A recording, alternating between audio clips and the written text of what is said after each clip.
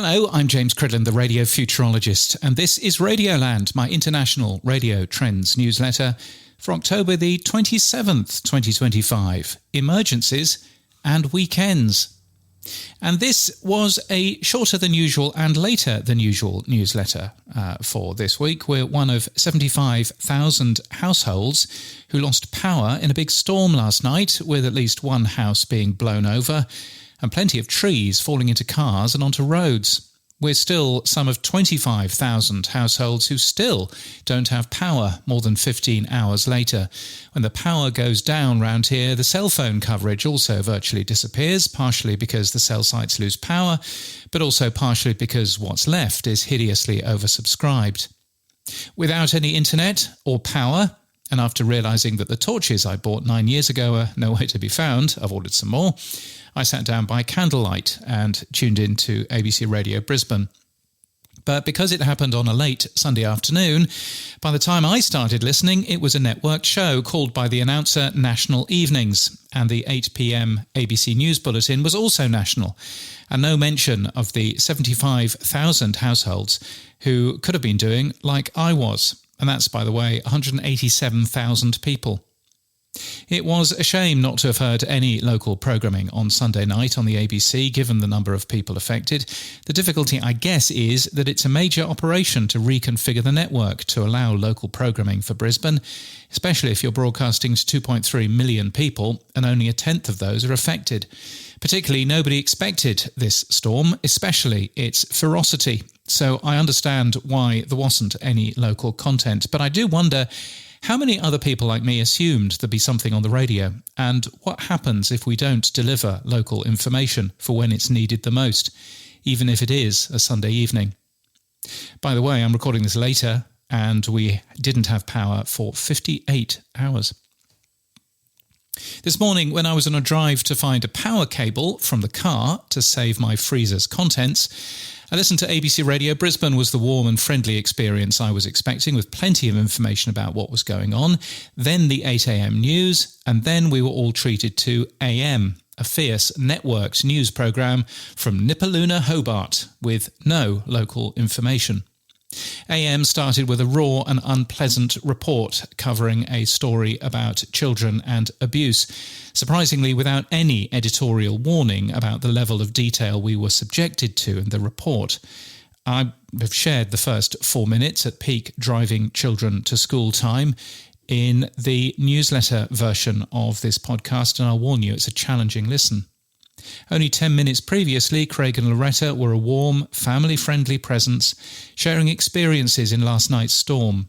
I'm constantly surprised at the 8 a.m. handbrake turn on ABC local radio, with one audience thrown under the bus in favour of a hard-hitting news show better suited for Radio National, and here no care shown for the audience. Today especially, I'm surprised at the content of this programme and its suitability for an 8 a.m. time slot on local radio. It's a stern, broadsheet programme on a warm tabloid station. It belongs on Radio National, and I wish it would stay there. Probably not alone this morning. I switched up the dial at 8:05 to 4BC, where Luke Bradnam was doing a good fill-in role and was warm and friendly. There was some talk about the storm and plenty of talk about other things. He's a decent and warm person. I quite enjoyed it, especially his little impersonations of his friends, which could become a nice gimmick.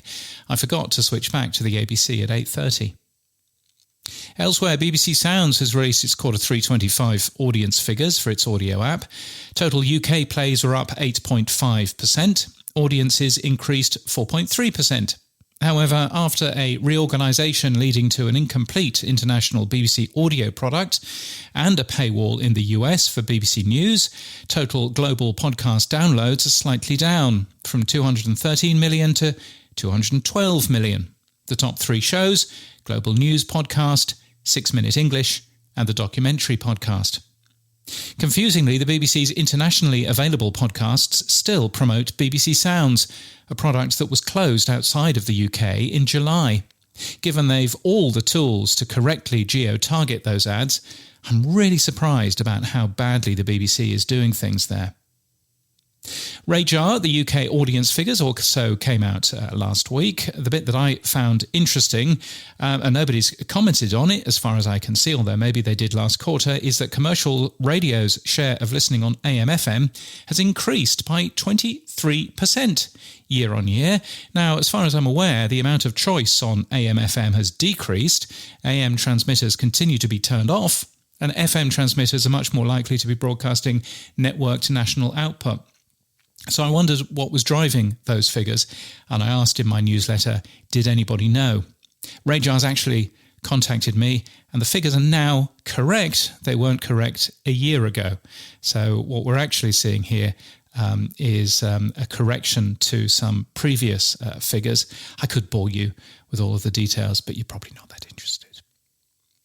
An interesting idea from last week's pod news. Somebody has made a ranker for podcasts where your ads will work the best, which is very neat. I linked to that in the newsletter. Best of luck to Soundwaves, a audio conference and festival in County Limerick in Ireland on November the 12th to the 13th. And good to see Global doing a glitzy upfronts for advertisers for the first time.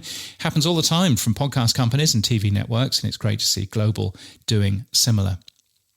Now, where am I speaking next? I'm speaking next at Radio Days Europe in Riga in Latvia in 2026. I should probably book my ticket for that at some point. And thank you to the many supporters. Who will we choose today? Studio with Two Eyes, Soma FM and Radio King for your kind support.